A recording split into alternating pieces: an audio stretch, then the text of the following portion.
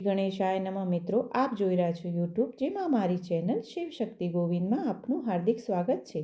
આજે આપણે આ વિડીયોમાં પોષ મહિનામાં કરવામાં આવતું શાકંભરી દેવીના વ્રત વિશે જાણીશું। શાકંભરી દેવીનું વ્રત પોષ સુદ આઠમથી પોષ સુદ પૂનમ સુધી શાકંભરી દેવીનું વ્રત થાય છે।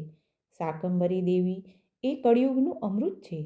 એ દેવી મનુષ્યની સર્વ પ્રકારની આશા પૂર્ણ કરે છે અને તેથી તેને કલિકાળમાં કલ્પવૃક્ષની ઉપમા આપવામાં આવી છે। જે વ્યક્તિની કુંડળીમાં અનિષ્ટ ગ્રહ પીડા કરતા હોય છે, જેને નાગદોષનું નડતર હોય, જેની કુંડળી કાલસર્પયોગની હોય અને જેને શનિ રાહુ શાપિત યોગ કરતો હોય, તે લોકોએ શાકંભરી દેવીનું વ્રત અવશ્ય કરવું।